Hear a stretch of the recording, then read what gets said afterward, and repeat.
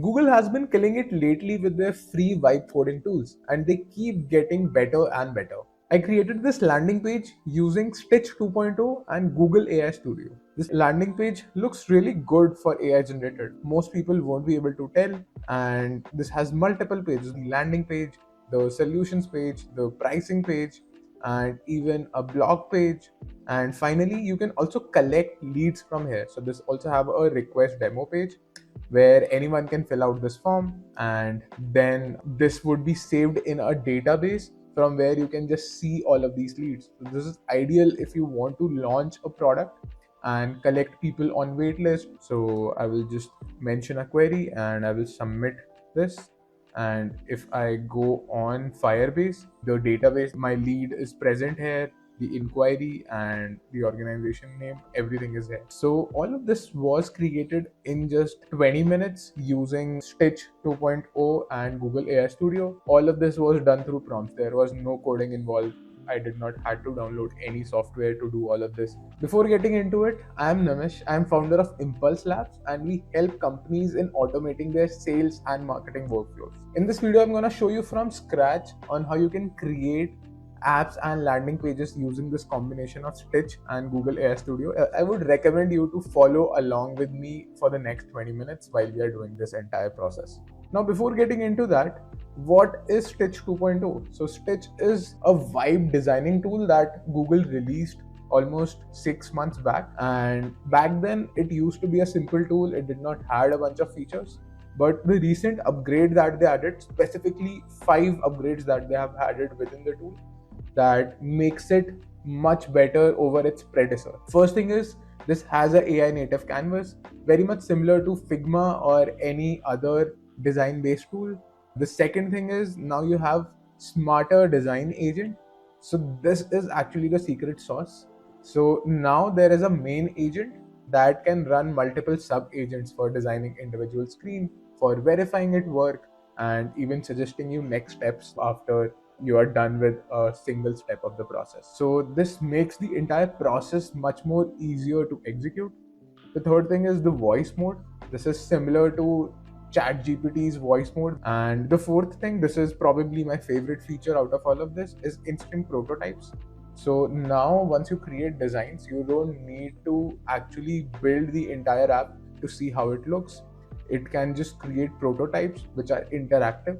So you would be able to see how your designs will look and feel to the end user. This is something that was only available in tools like Figma back in the day. So this is actually a very big upgrade. And lastly, this has design systems, design.md files. So you can just select the color palette and the fonts that you want to work with. You can edit them directly. You can even copy the links of the website, which color palettes or designs you like, and you can use it here directly. So that's about Stitch 2.0. Now let's get started with the process. So when you have to create something in Stitch, it's best if you start with design system. And for doing it, either you can start with your own website or you can look at some references. And yes, we are just looking at references. It's not stealing someone's design. For this, like usually where I go to is Framer. You can also go to websites like Dribble or Pinterest.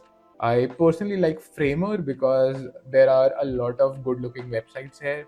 If I talk about the website that I just showed you, it was created from this reference using tellit.ai.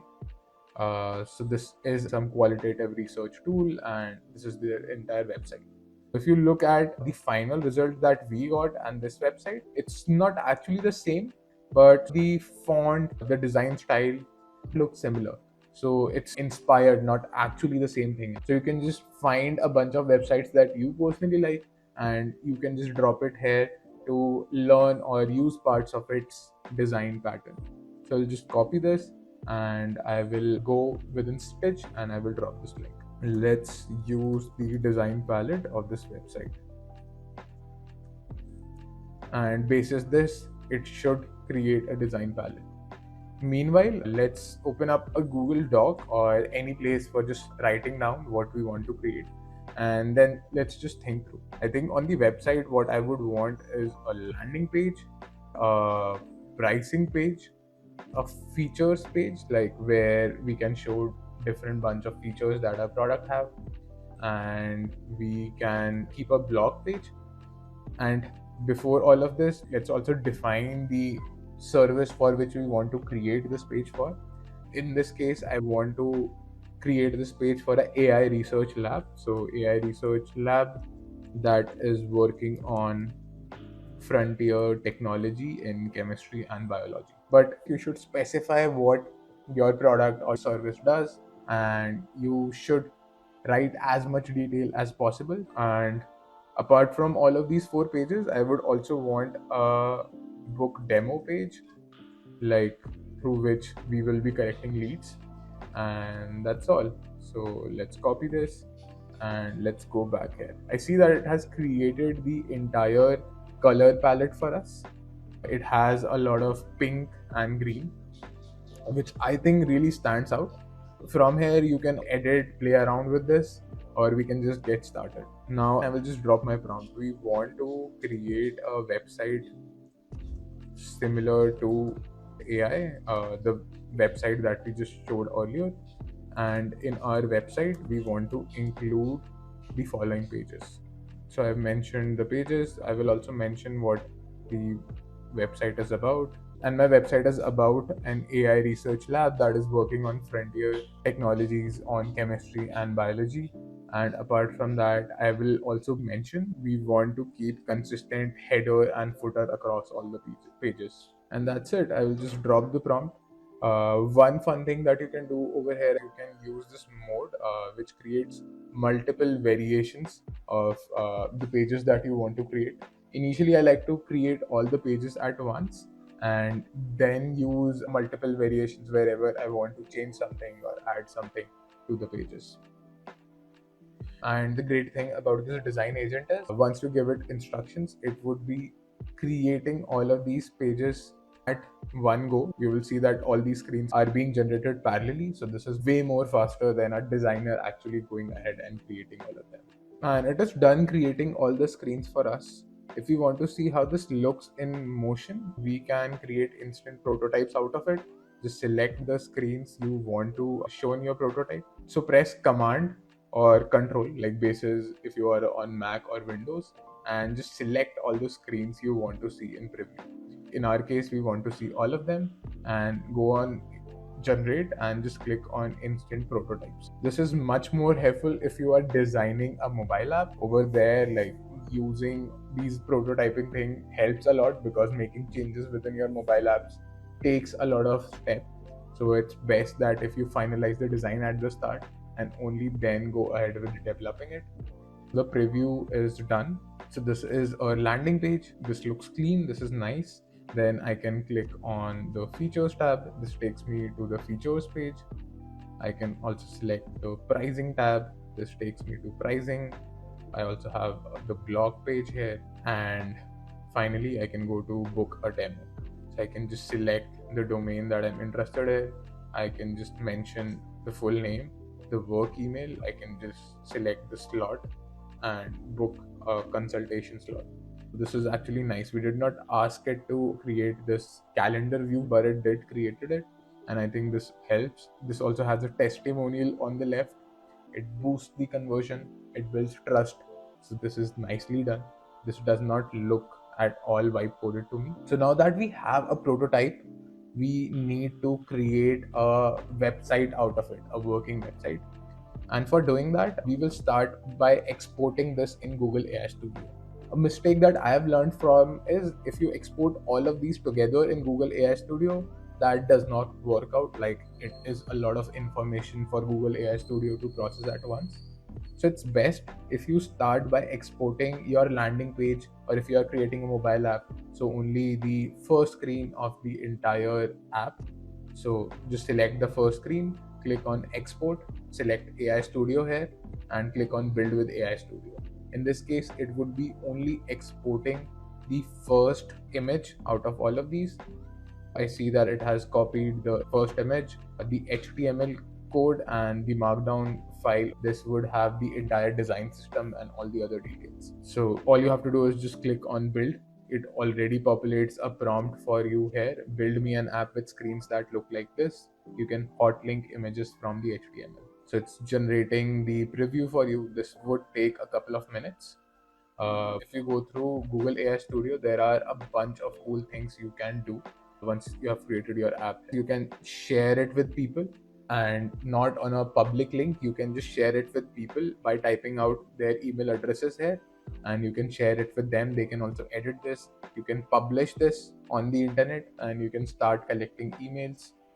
You can also use multiple integrations here for things like authentication if you would want users to sign in into your platform. And you can also attach a database and everything that comes up with Google Firebase, which is actually really great.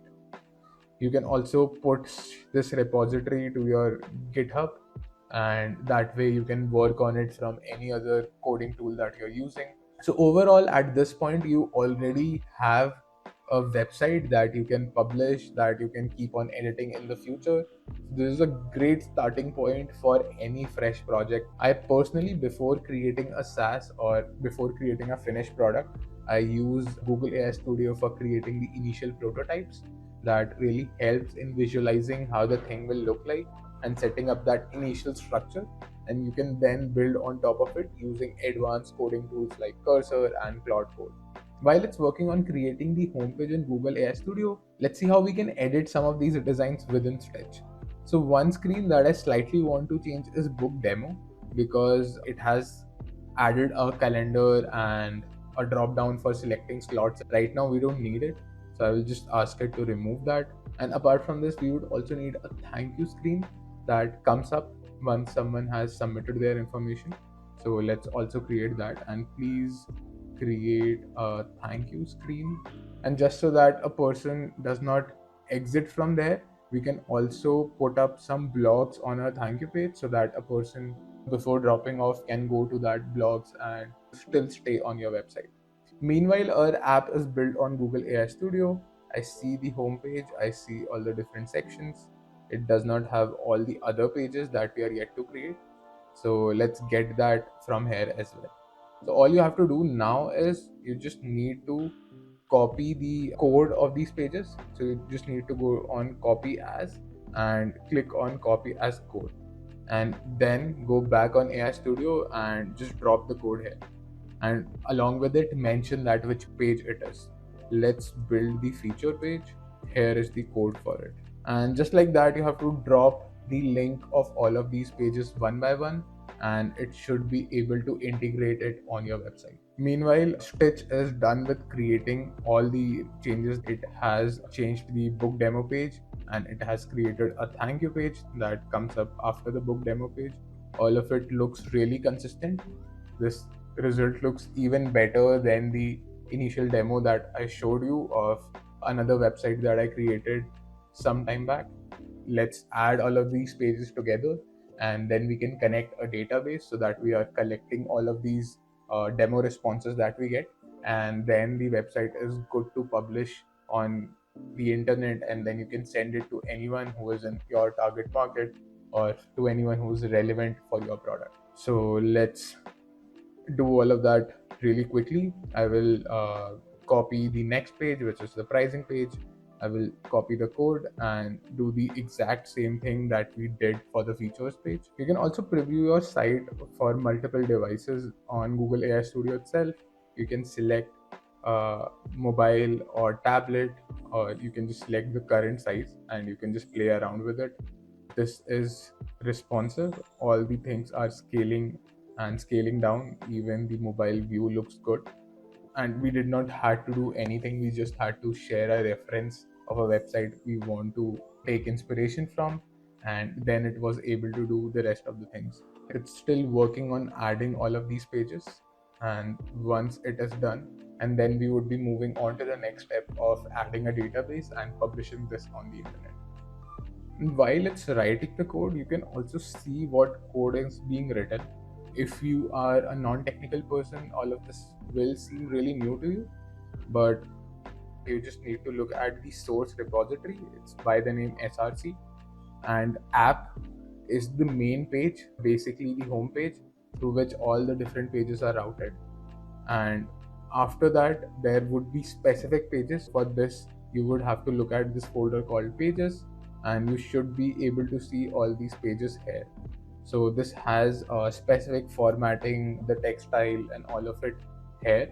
You should be able to identify the text that you have put up on the website. Things like Telit Core integrates advanced generative AI and all of it. So basically, this is how the actual code looks like. They have multiple different tags for defining how each element would look like and how everything would be structured. As you start vibe coding more and this project starts becoming complex, then keeping a tab of all of these would be really helpful.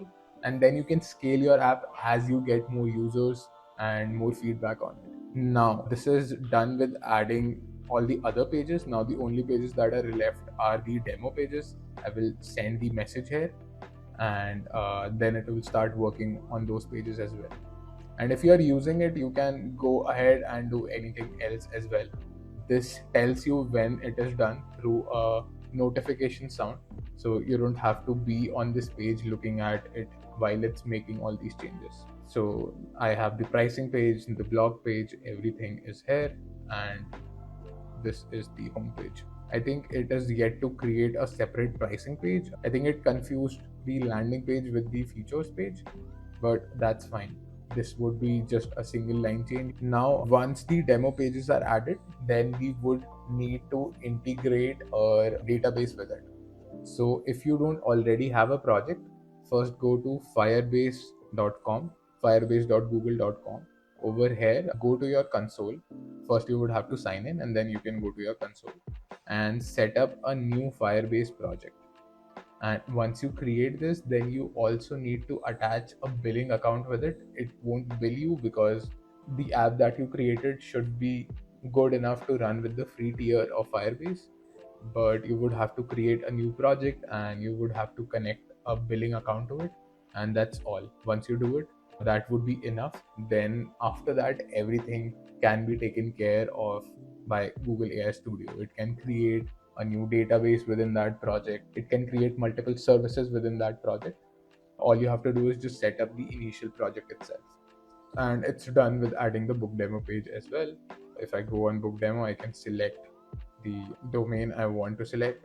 Right now it has this text check circle here. I think it missed adding it.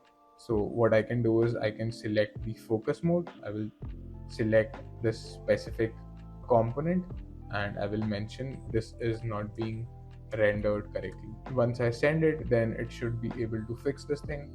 And then I can also mention the name here, the work email, everything seems to be working fine.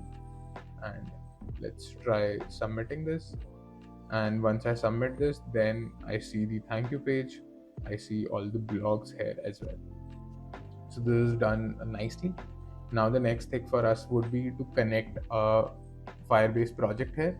For that, first click on publish. Once you publish your app, it would ask you to connect your account with a Firebase project. It says that it's already published. Let's click on republishing the app. Now we have to select a Google Crowd project. So in my case, it is already selected. You can select the project that you just created. And once you do that, then your project is connected with that Firebase project.